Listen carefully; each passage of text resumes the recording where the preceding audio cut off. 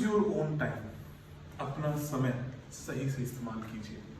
अपने समय की इस दुनिया में सबसे ज्यादा कीमत है। हम जो भी करते हैं, वास्तु, एस्ट्रोलॉजी, न्यूमरोलॉजी, इस सभी चीजों के ऊपर वाद विवाद हो सकते हैं। कोई इसको मानेगा या इसको नहीं मानेगा, पर अपने समय का सही तरीके से, अच्छे तरीके से उपयोग करना आपको हर इंसान बताएगा और आपको करना भी चाहिए। लेकिन अपने समय का सही तरीके से उपयोग करने का क्या मतलब ये है कि आपको अपने कर्म को अच्छे तरीके से करना है या अपने टाइम को प्रॉपरली मैनेज करके उसको इस्तेमाल करना है, या आपके कर्म का मतलब ये है कि आपको अपना समय अपने आप को देना है। अब हम विचार सिर्फ इसी बात पे करेंगे कि अपना सारा समय अपने आप को कैसे दें ताकि आपकी जिंदगी आपके समय के मुताबिक चल सके। इस बात के ऊपर भी मैं आपको हमेशा की तरह एक छोटी सी स्टोरी सुनाता हूं। तो स्टोरी है एक व्यापारी की।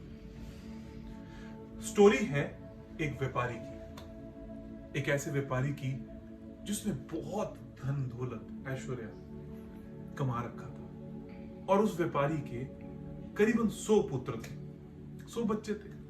आप 4-5 भी मान सकते हैं, पर कहानी के मर्म के लिए मैं 100 का एग्जांपल लेता हूं। तो एक व्यापारी के 100 पुत्र थे। उन 100 पुत्रों के बाद जब वो व्यापारी करीबन 150 सालों का हो गया तो उनके पास मौत आई।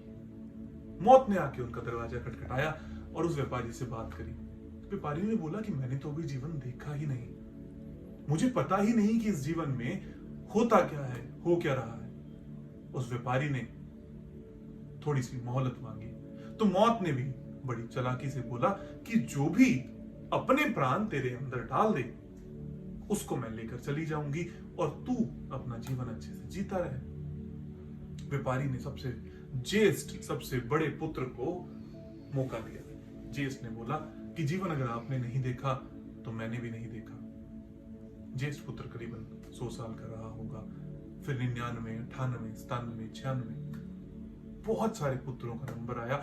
एक पुत्र था करीबन 10 से 12 वर्ष का, अभी उम्र में बहुत छोटा लेकिन कहीं ज्यादा समझदार। उसने मौत को बोला कि आप मुझे ले चलें। मौत ने पूछा, अरे तू पागल है, अपना जीवन क्यों व्यर्थ करता है?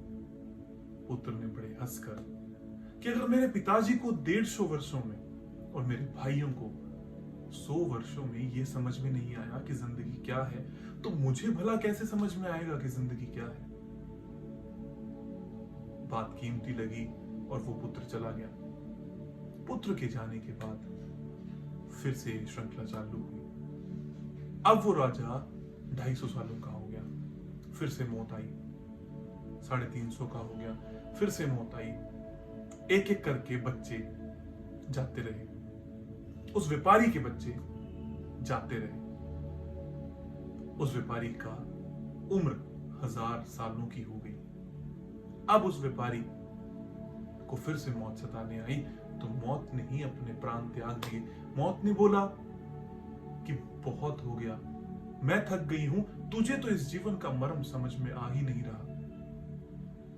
जीवन का असली मर्म तो जब तक जी रहे हो उसको फुलेस्ट, उसको 100% जीने में है।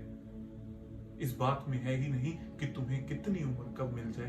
तेरा एक पुत्र जो 15 सालों का था उसने अपने जीवन को बहुत अच्छे से जी लिया, और तू 1000 सालों का होने के बाद भी कुछ सालों में और जीवन को परखना चाहता है। इस कहानी में इंपॉर्टेंट है उद्देश्य।